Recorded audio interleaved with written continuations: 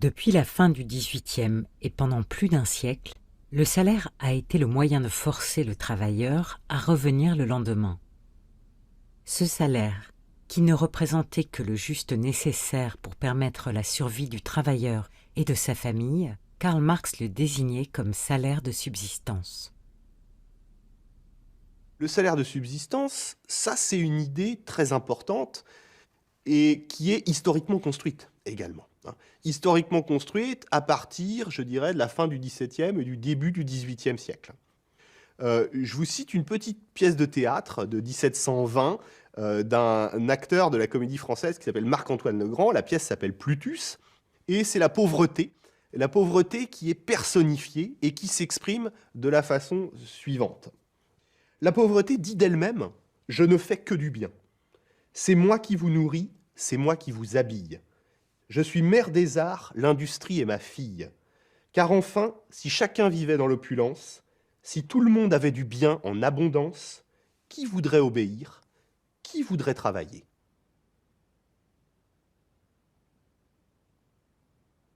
工资它一定必须要完成3个事情。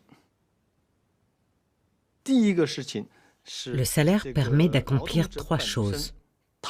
Il assure les besoins fondamentaux pour la vie matérielle des travailleurs. 这样能够保证这个劳动者 Il lui permet de revenir travailler le lendemain. 出现在这个工作场所，能够继续进行劳动。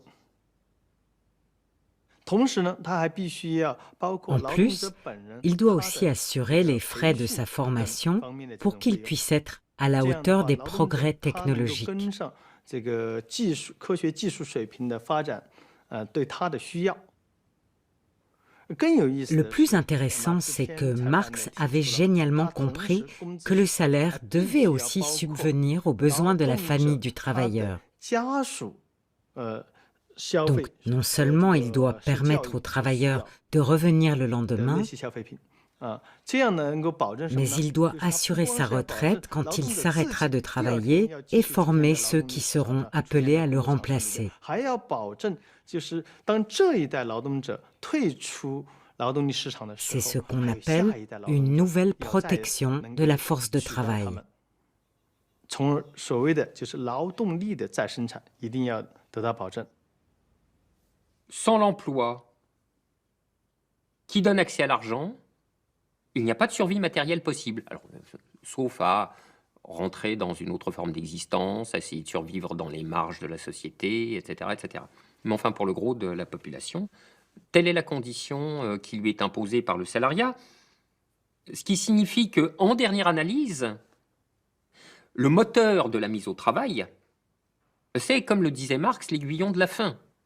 Nous avons là affaire à une prise d'otage.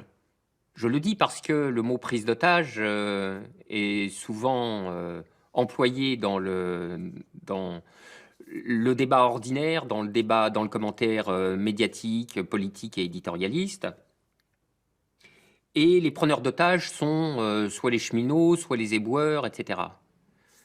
À ceci près que le salariat lui-même n'est qu'une gigantesque prise d'otage.